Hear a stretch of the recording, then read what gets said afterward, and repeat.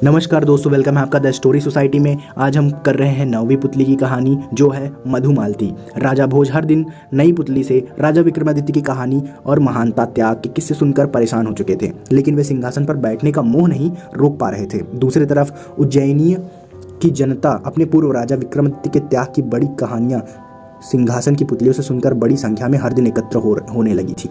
9वें दिन जैसे ही राजा भोज सिंहासन की तरफ बढ़ने लगे, मधुमालती नामक पुतली जागृत उठी और ठहरो राजन, क्या तुम विक्रमा की तरह प्रजा के लिए अपने प्राणों का भी त्याग कर सकते हो? अगर नहीं तो सुनो राजा विक्रमादित्य की कहानी। एक बार राजा विक्रमादित्य ने राज्य और प्रजा की सुख समृद्धि के लिए एक विशाल यज्ञ का आयोजन किया।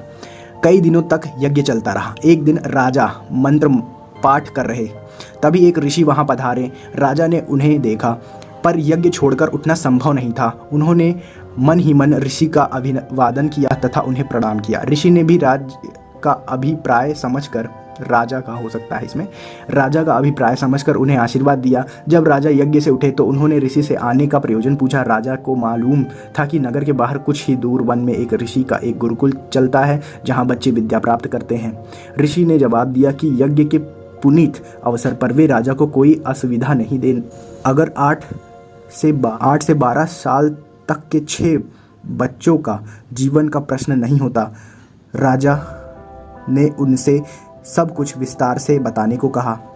इस पर ऋषि ने बताया कि कुछ बच्चे आश्रम की एक सूखी लकड़ियां बीनने के लिए इधर उधर घूम रहे थे, तभी 2 राक्षस आए और उन्हें पकड़कर ऊंची पहाड़ी पर ले गए। ऋषि को जब वे उपस्थित नहीं मिले तो उनकी तलाश में वन में बेचैनी से भटकने लगे। तभी पहाड़ी के ऊपर गर्जना जैसी आवाज़ सुनाई पड़ी, जो निश्चित ही उनमें से एक राक्षस की थी।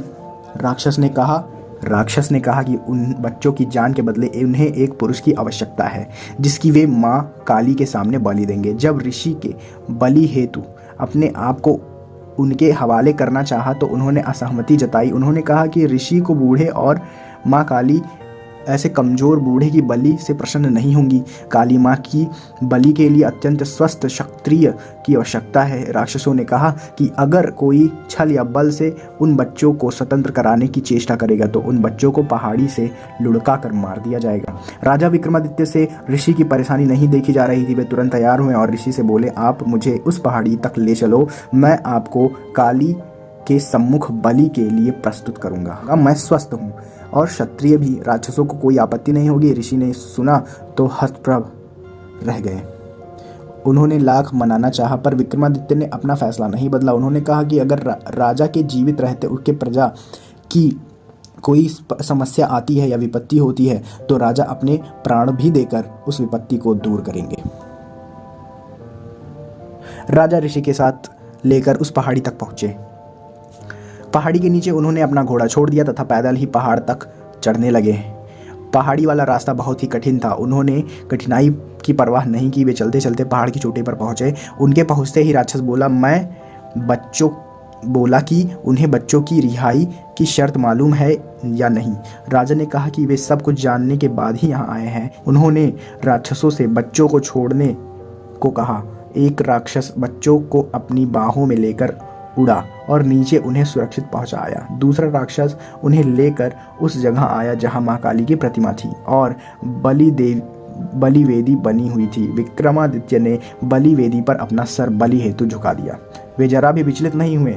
उन्होंने मन ही मन अंतिम समय समझकर भगवान का स्मरण किया। वह राक्षस खड़क लेकर उनका सर धड़ से अलग करने को तैयार हुआ। अचानक उस राक्षस ने खड़क फेंक दिया और विक्रमा के गले लगा लिया। वह जगह एकाएक अद्भुत रोशनी तथा खुशबू से भर गया। विक्रम ने देखा तो दोनों राक्षसों की जगह इंद्र तथा पवन देव खड़े थे। उन दोनों ने राजा विक्रमादित्य की परीक्षा लेने के लिए यह सब किया था। वे देखना चाहते थे कि विक्रम सिर्फ सांसारिक चीज़ों का दान ही नहीं कर सकता है, वह प्राणोत्सर्ग करने में भी सक्षम है। उन्होंने राजा से कहा कि उन्हें यज्ञ करता देख उनके मन में इस परीक्षा की भाव उत्पन्न हुई थी। उन्होंने विक्रम को यशस्वी होने का आशीर्वाद दिया तथा कहा कि उनकी कीर्ति सदियों तक चारों ओर फैलेगी। इतना कहकर मधुमालती चुप हो गई। अगले दिन राजा भोज का रास्ता रोका पुतली प्रभावती।